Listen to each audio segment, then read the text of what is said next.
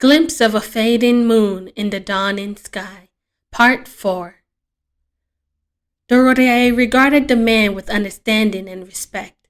They looked to one another and seemed to come to a consensus. Though unusual, it is not unheard of for a jeweled child to serve as a palace maiden, said the third Dorothea, a tall, shapely woman with deep blue eyes. Not at all, said the Gangliaye. Ayedewe Mimo turned a skeptical eye on Emeravwe. While it is not unheard of for a jeweled child to be accepted into service, one of unknown background has never yet been accepted. She faced the man, her expression grave. Know that we make this exception only because you have personally requested it. She may be allowed to spend her life here as a palace maiden, but unless you can disclose from what family this child hails, her life in the palace will not be an easy one, and she may be forced to live in obscurity. The man regarded Emeravwe sympathetically, then turned to the Dorothea.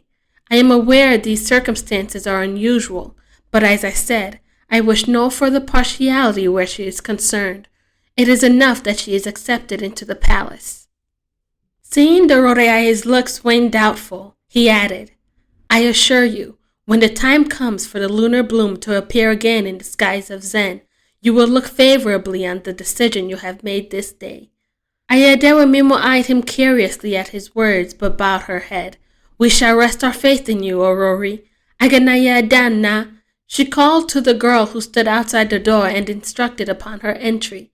Take this child to the quarters of the Omote in training, and inform Aye Omojewe that she is to be educated alongside the other Omote. Yes, Ayeme, the girl answered. She walked to Emeravwe and extended her hand. Come. Emeravwe's eyes widened at the girl's offered hand. She gripped the man's robe, tears flooding her eyes as she shrank into the folds. Stepping aside so he could see her, he reassured.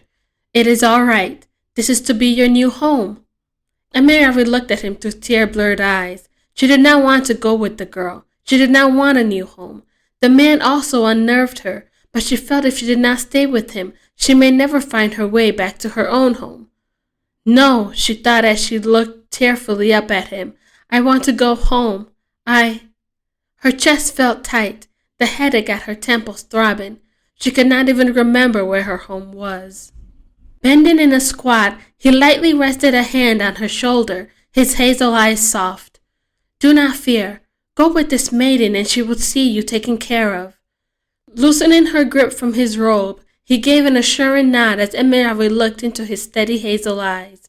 Aganayadana took Emeravwe's hand and led her from the room. She guided her through the double doors of the building, across the patio, and again onto the wide flagstone walkways. They made their way toward the pavilion at the rear of the compound. It was raised on a man-made mound planted with palm trees, its high stone ceiling supported by tall pillars.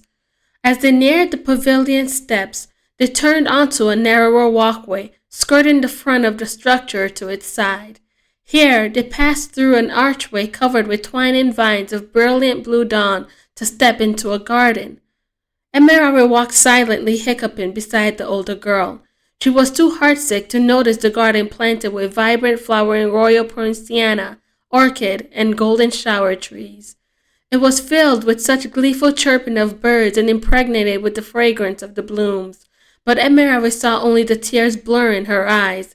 The pounding in her head drowned out the birds' songs. At the end of the garden, they passed beneath another arch teeming with vines of blue dawn, and the walkway opened onto the opposite face of the pavilion. Here, before the pavilion, was a cobbled courtyard. It was surrounded on three sides by neat rows of apartments, each with a raised patio overhung by a painted awning. Aganayadana took Emeravwe across the courtyard to the row of buildings opposite the pavilion. Little girls dressed in identical light green garments rushed in and out of the buildings. They carried sheets, blankets, curtains, and all other draperies and filled large bins on the patios with them. On each patio, too, were several girls in pink who directed the young girls in green. Thank you for joining me for this reading. If you enjoyed the story so far, become a supporter by joining me on Patreon. You can gain early access to each new audio chapter, as well as get written chapters to read along.